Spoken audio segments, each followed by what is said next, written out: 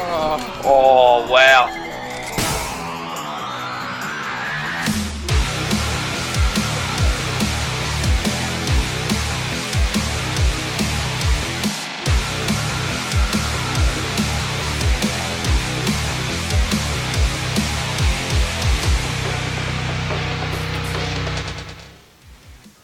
Welcome, ladies and gentlemen, to the WAGAMERS League Season 1, Week Number 2 coverage. I am Bizer, and joining me is Julian, a.k.a. ZC or Cavez.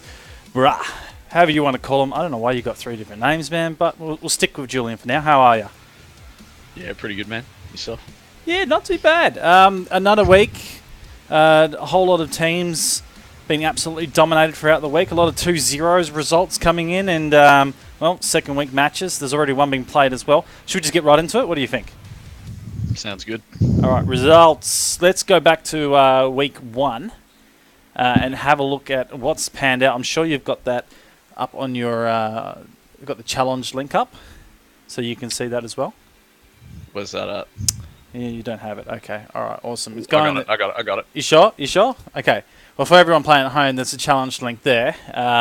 Yes, we're on a bit of a delay as well, so all you guys will be wondering why our challenge link's in chat, and then you'll find out as we talk it through. So, with the games that are going on, we had a question mark first, 2-0 over Gravediggers. Now, Julian, what matches did you catch last week?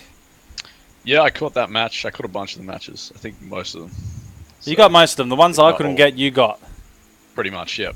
Love it.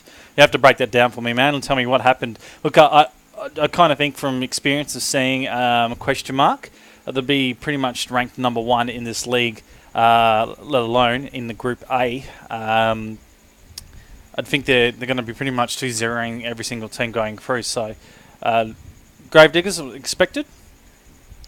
It was definitely an expected loss for Gravediggers. They were one of the last teams to form before the league kicked off, and they're a bunch of sort of casual players just looking to have some fun.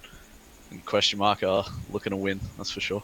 Yeah. Do we know if question mark have done any extra preparation for this league, or just sort of practicing a little bit, playing some pugs here and there, knowing that it's going to be a walk in the park until finals?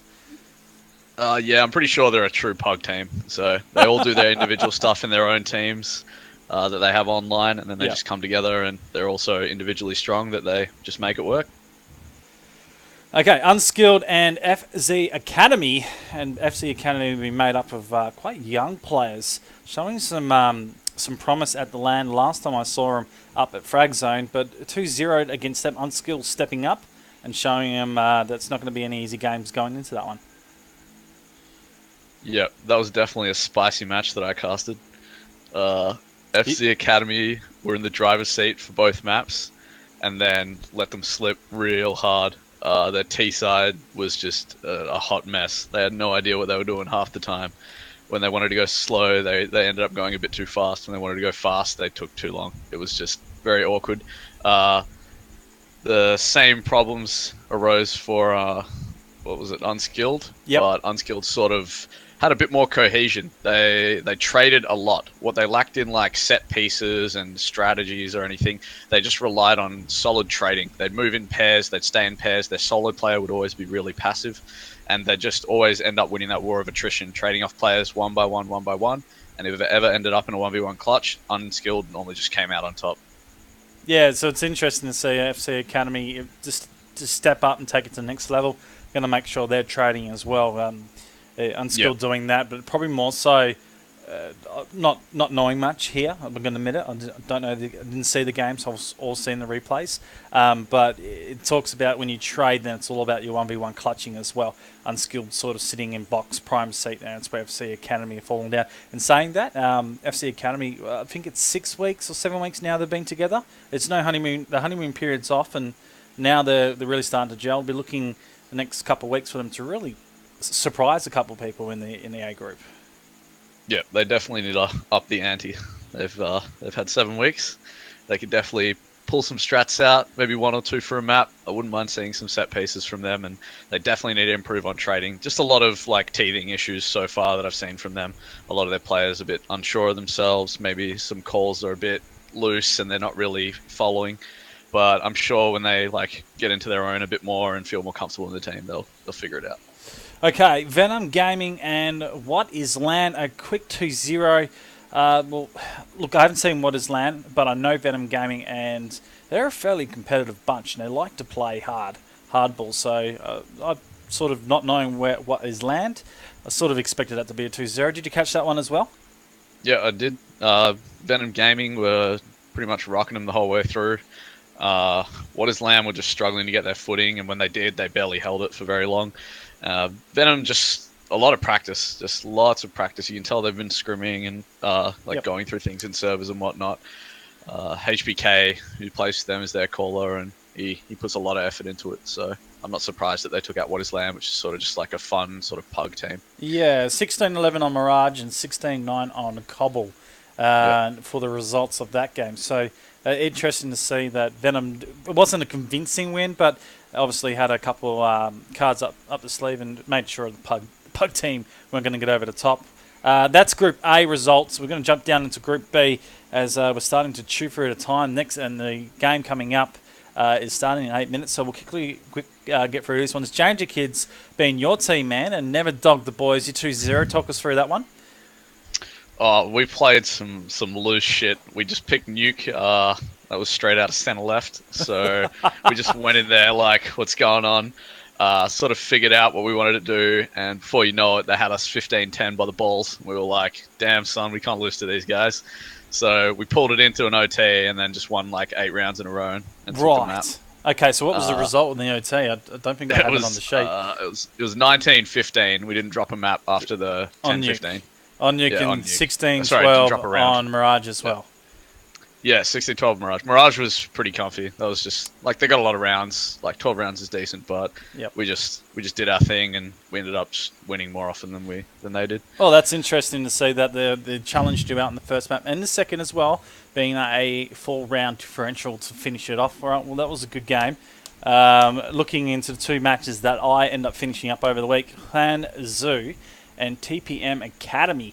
Now, funny enough, Clan Zoo were challenged on Cache, but then completely took over Mirage. So Cache was all about the actual eco wins coming out from TPM Academy. Really exciting stuff to see that.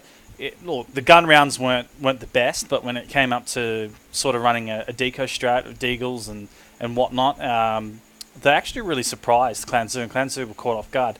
Still 2-0, but TPM Academy putting out some fillers, and they're looking good as well.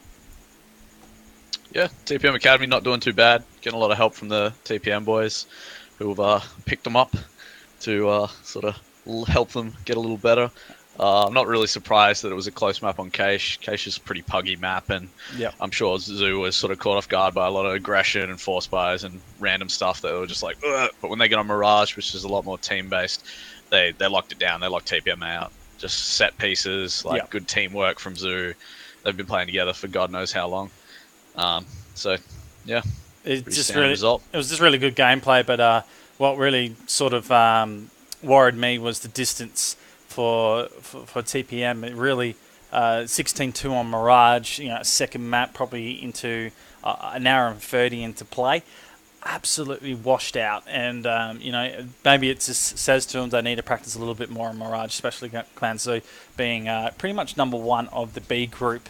And heading into the last game, Ground Zero and the TPM, the main team, they actually tied on Train, and then from that point, Ground Zero took TPM out. I think it was 16-11. We don't have a result as of yet on the sheet for week 1 because the games haven't been completed. But Ground Zero up essentially 1 in the series, and the overtime's actually going to be played out after tonight's match, as I was just being told before. So we'll be covering Ground Zero versus Clan Zoo, but Ground Zero also will be taking on TPM straight after for the overtime resolution on Train. It'll be interesting to see how that pans out.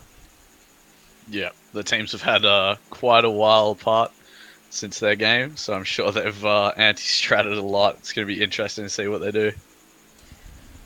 Okay, enough of the results. We got upcoming matches, and we have a result already as of yesterday. Question mark over Legalize Marinara. 2-0. You're all over that. Julian, tell me about it. Yeah, so I forget the maps. It was Cache and do you know what the second map was? I'm wondering if the results have it. It was Cobblestone and Cache. That's right. So Cobblestone was just a crushing. Yeah. Question mark just walked all over him pretty much. Wait, But 16-1? yeah. Ouch. But Cache was actually pretty close. Um, they had the T on the T side.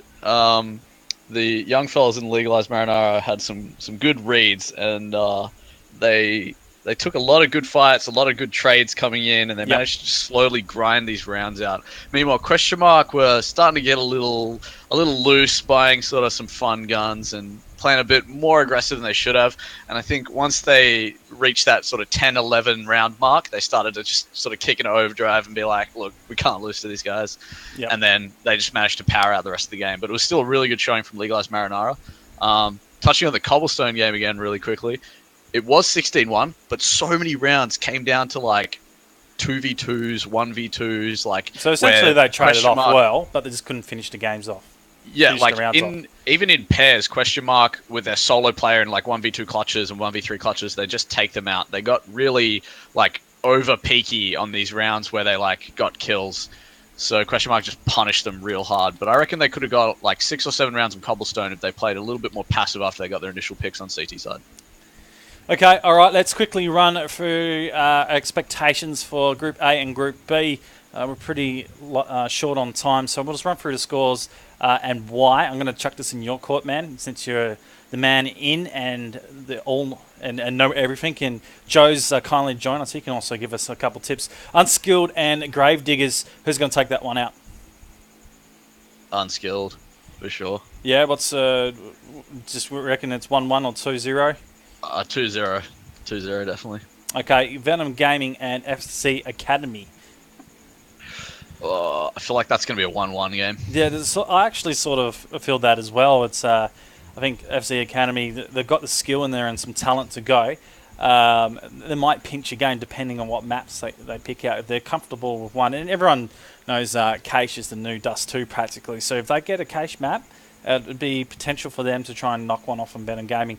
Group B, TPM Academy and TT.2G. Haven't played a round as they had the bye in the first week, so they're getting the first blood this week. I think TPM Academy should take that 2-0. TT2G are not a very experienced team. Okay. Short and simple, I like it. Danger Kids and TPM. Pretty obvious what you're going to say. Danger Kids. The easiest win of their life. No, literally, is it? No. We should have a good game. TPM, yeah, it should be a good game. I think it'd be a good challenge. Yeah, TPM's got a lot of guys who've just sort of come back to the game, but if they've eased in and they've gotten comfortable, we're definitely going to have a game on our hands. I think Fishbowls will be after you, man. He'll be ready to grab you. And Ground Zero and Clan Zoo, which is our match coming up next, ladies and gentlemen. What do you think, man? This is probably going to be a pretty good battle. Yeah, I think it's going to end up being like a 1-1.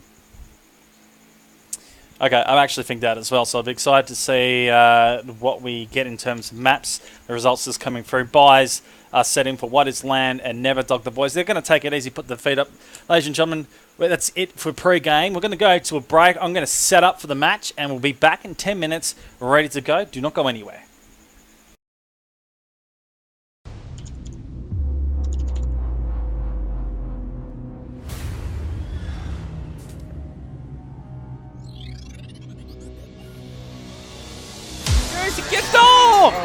Oh, wow.